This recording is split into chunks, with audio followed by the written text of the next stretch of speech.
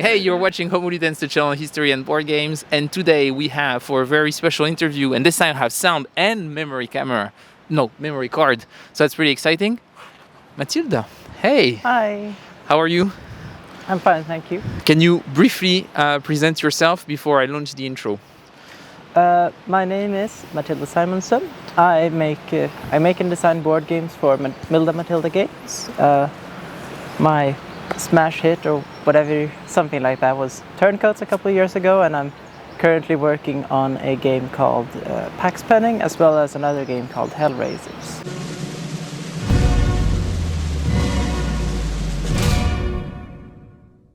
But thanks for taking the time, Matilda. I wanted to invite you on the show to talk about your journey as a game designer, because Turncoats really kind of exploded within our niche of the hobby. Yeah. But before that, I was curious to hear more about how did you come to board gaming?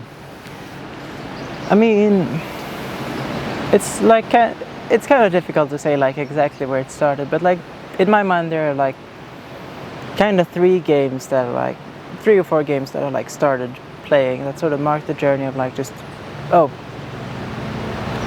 to someone who like plays board games as a hobby. And one of them was Catan, obviously, the ultimate gateway game, but like didn't really have that much of an impact beyond that. Then there was like I played a lot of like Betrayal at the House on the Hill. Yeah.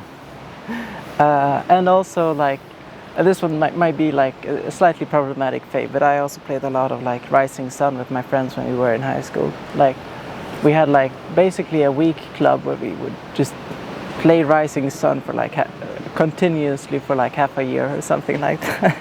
It was a lot of fun. And then like the first hobby game that I purchased for myself, like that was like kind of like the entry point into the hobby as like someone who just not just someone who like shows up at board game events and like plays them, but someone who's like owns games and wants to play them and thinks about them and stuff. And that was like Vast, the Mysterious Manor. Yeah. So that was like the first hobby board game that I like really purchased for myself and really enjoyed. And I was really fascinated by all the things that it did with like all this symmetry and the things. Yeah. And what made you do the shift from enjoying playing board games to actually wanting to design board games, which is a quite significant shift? I mean, I've always wanted to like make games. I think in like somewhere around second or third grade, which for context there is like 8 or 9 years old, but within the Swedish school system, I made like a game in like Microsoft PowerPoint where it was like a little pointer game where you had to move around and it was like you fell down and blah blah blah. So that was like the big start, I guess. Not big start, but yeah. And then after that, sometime after that, I got pretty into like writing role-playing games.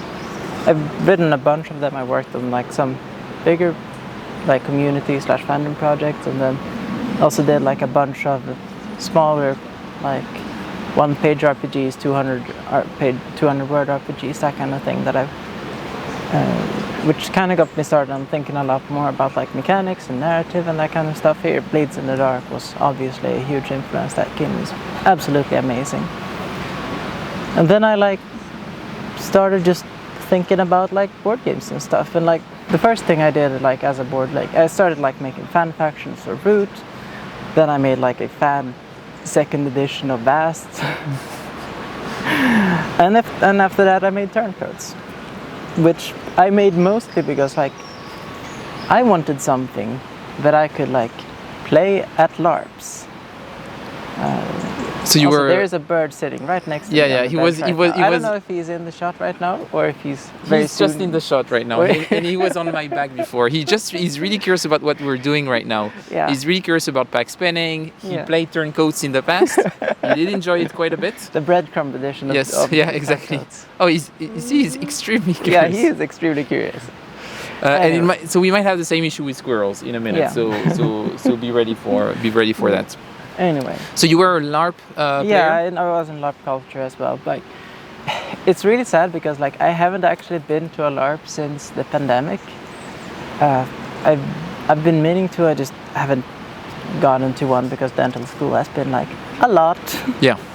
But yeah, so I made Turncoats to have a game that could be played at LARPs, and a lot of the games, like how it exists, is like makes sense if you think about it like that, because like I wanted it to be like a sort of abstract game that could fit in like a sort of vaguely medieval setting, and I wanted something that could be like not just 2 players but like several players, like up to 5 players. Yeah. It plays pretty fast, teaches pretty fast, still has like it's still a good game obviously, and I wanted to use all of the components in every game.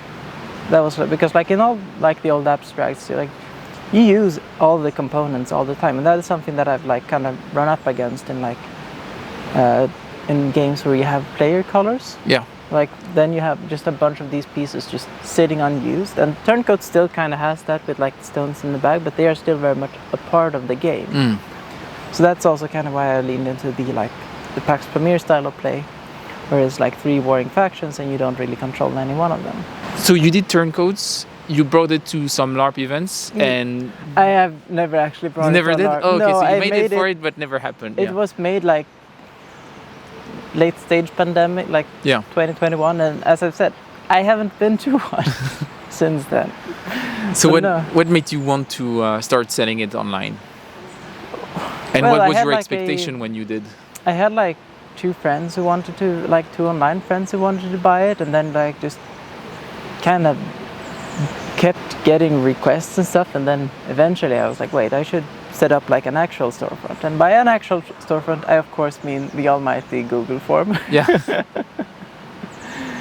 And yeah, then I had 2 reviews of the game, one from like Space Biff, and then the other one from like Shut Up and Sit Down, and both of those like really exploded the game's popularity basically. Yeah.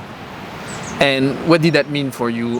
Was it because it was a very small operation? How were you making the games at that time? Well, like by the point that I've like set up the Google form, I have transitioned from like using a copy where like the board is like stitched onto the fabric to a version that is more printed, because like it was more sensible to like actually produce. Yeah. And didn't take me like several hours per copy. But the difference in after the Shut Up and Sit Down review is that like I've gotten more and more help from other people around me, including like I think the biggest jump in like how many copies like could be produced was when I got into contact with like a very local sewing firm who could like help me doing like a lot of the like actual sewing around the edge of the games and stuff. That really helped production a lot, because like unlike me, that's their day job. Yeah. And it's always good to stimulate the local economy and whatnot. So as sad as it is, I find myself doing like less and less of the actual production, which is I really enjoy that part, but like I have been demoted to research and development. But at some point, I guess when you get to that scale, it's hard to do everything. Yeah.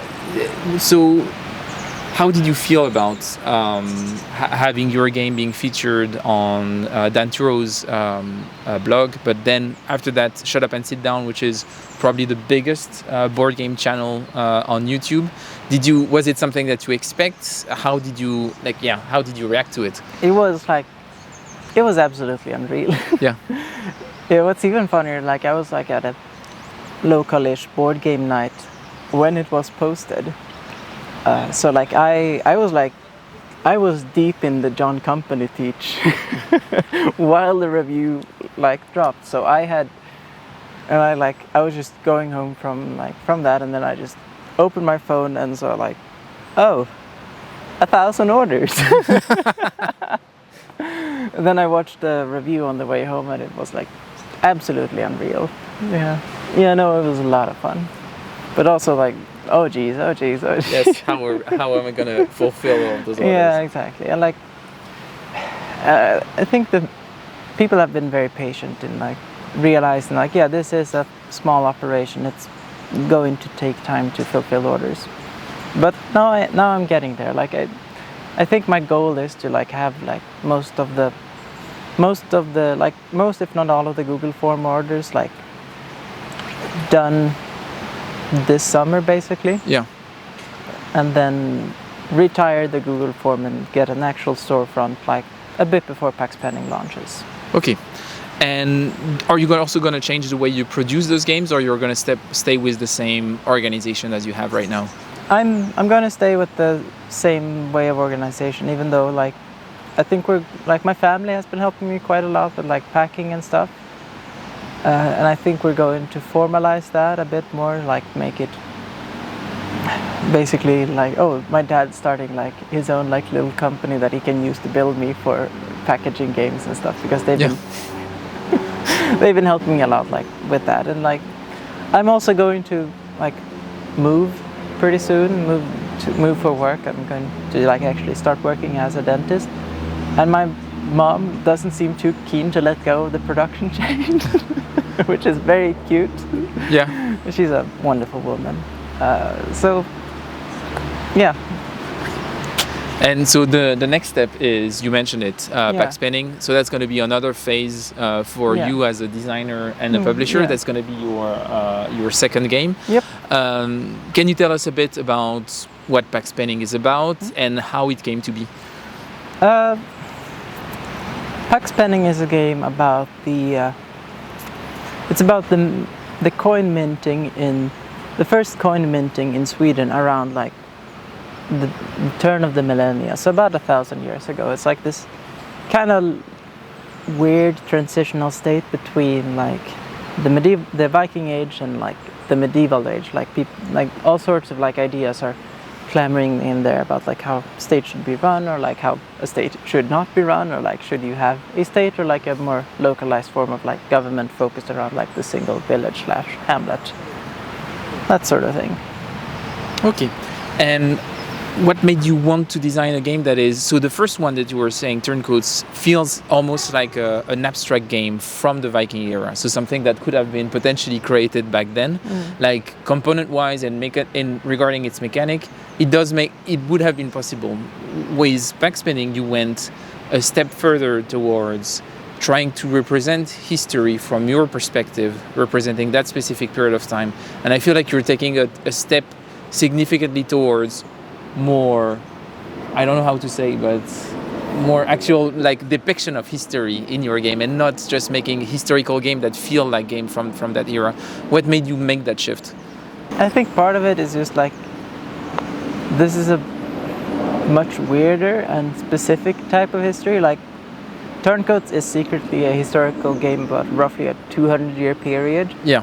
That follows Pax Penning, but it's not a super specific point in history. Like, not a lot happens here, but it is like a 30-year period or so where like where the Viking age kind of ends. Like the age of the end of the Viking age is always like a fun thing to debate, but I think this is a pretty solid case for like the end of it, because like you have a Christian king doing Christian coins with the Christian church. All the like Vikings are putting like Christian crosses on their little rune stones, and 1046 they have like this absolutely disastrous like voyage. Like they try doing like the traditional Viking voyage of like going to like to Southwest Asia and like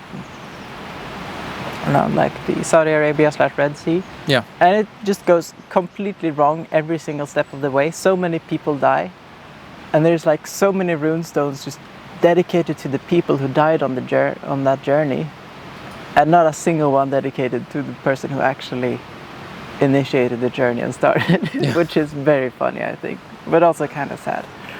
So I think it's a good argument for like the end of the Viking age or so, and like it just felt like a much more specific kind of history basically. So I needed to be more specific, and I also wanted to make something a little bit more complicated, because like making simple games is very difficult. Yeah. Which makes sense. So you, out of laziness, you wanted to make a complex game. That's yes, out of laziness, I did a game that requires required like 2 years of research or whatever. So how did you approach the research for this? And the game stays quite abstract, even if the history is clearly there. I guess it must have been extremely hard to make the decision of, okay, out of all this sum of material that I have, that I want to talk about, how do I pick just a few hints of that to make an overall story?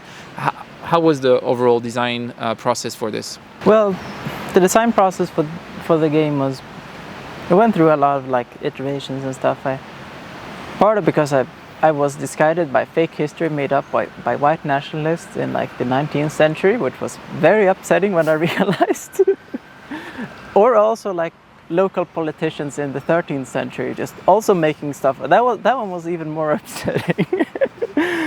Part of the reason that I wanted the game, like I always wanted the game to like remain kind of abstract.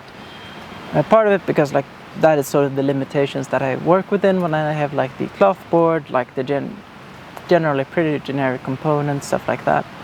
But also because like it's also something that struck me as I was doing research is like how much of the history that we do not know, like, and we will never know and cannot physically know, like names, people, events, all of that stuff is just lost. And so I used the abstraction of the game pieces and the game rules to just kind of create a distance between like the player and the history. I don't know if I'm completely successful with it, but like I wanted the history to feel like hard to grasp. Yeah. And you're leaving the player to actually fill in the blanks in a way with their own imagination in a no. Yeah. Or tell it. Not really. Like the big rule book is going to have like explanation for some of the mechanics that are like a bit more difficult to grasp, such as like the importance of generosity in Viking culture, which is something we're pretty sure was a real thing. Like a vaguely important source in, or pretty important, I don't know. Like an important source here is like Beowulf, and not in like the sense like these were actual historical events that really happened, but more in like the sense that like kind of viewing Beowulf as like the ruler's handbook. This is how a good king should be, and Beowulf is extremely generous. He makes all these like lavish gifts and everything, and like that is something that you have to keep spending more than you have to like stay on top of the local political game, and that is something that I'm trying to reflect in the game, for example. And what were your main inspiration when you designed the game? Like there's already a bit of a hint in the name of the game, but I was Mechanically, yeah. I mean, obviously the PAX games are an inspiration. I haven't, shamefully admit that I haven't played too many of them, but like I really enjoy the like sort of mechanics of like you have to juggle the different like victor conditions and make sure that the right one is winning and that you're also in the like the leader, in like you're about to win that one. So the game really leans into that. I think there's like 3 different battles that you have to make sure you're winning in order to ensure your victory. And what is your expectation for the game? Do you expect that it's going to do as well as Turncoats, or no? Definitely not as well as Turncoats, because this is a much more niche game than Turncoats, which was a weird little game I created for LARPers. So this one is not for LARPers. LARPers are not allowed to play it. No LARPers allowed. No. Okay. No, because like that's also a thing. It's more specifically tied to its history, so it fits less well in And beyond Pax Penning, I guess those are not the only thing that you're working on. No. What do you see in the future of Matilda as a game designer beyond that game that you're self-publishing? Are you planning on having games published by other publishers? Are you working on other projects? Yeah. I'm currently also working on a game called Hellraisers, which I am not planning to publish myself because like it goes in a box and like it's very hard to fit the box in a bag. Yeah. Yeah, so no, I've been working on Hellraisers for a while now, talking to publisher, that kind of thing. I also have like some ideas for where to go next. I have like a rough sketch for the obligatory trick-taking area control game. Yes. That everyone is required to make. It's mandatory now. Yeah, exactly. I have some ideas for that, and that would like actually fit really well in like a bag. Yeah. So I also have some fun ideas for like basically the third part of the trilogy, with like the first game being Pax Penning, and then I want to make a game. Then there's Turncoats, which cover like a 200-year period, and then there is a game about like a roughly 50-year period, and from like 1251 to like the end of the 13th century. Yeah. Which covers like the reign of Birger Jarl and also like his descendants. And he is basically the man who wins Turncoats and murders all his political opponents, and has like a 10-year period of where no one can oppose him. Yeah. And he basically creates the medieval country in that 10-year period, which is like it's a fascinating period, and I kind of want to do something with it. Okay, so you see this as a trilogy, and you hope to complete it. Yeah, exactly. And then I also want, like, I have some other ideas too. Like, I want to make a game about this is stuff that I've been thinking about. It's not very concrete. I want to make a game about like the Swedish reduction, for example, which was when in the end of the 18th century, when the king decided that actually the nobility should give back all of their land that they have been given for like the past 300 years or so, and then he made it happen, which was a fun time. The nobility never recovered. Yeah. I've been also thinking about like a game about like the assassination of a Swedish king, which came like a bit afterwards, or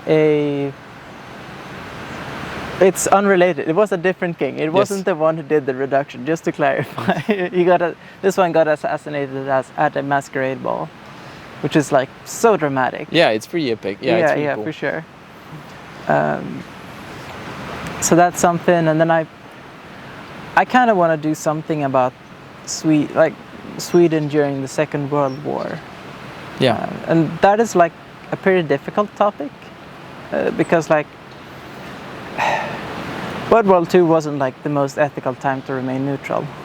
No, not really. No, so that is something that I want to do it, but like I feel like in the meantime I also gotta work out, like before I can make the game, I gotta work out how I feel about what my like ancestors did during that time period, and like what motivated them, like what happened during the period, that kind of thing. So that is a difficult game to make. Yes.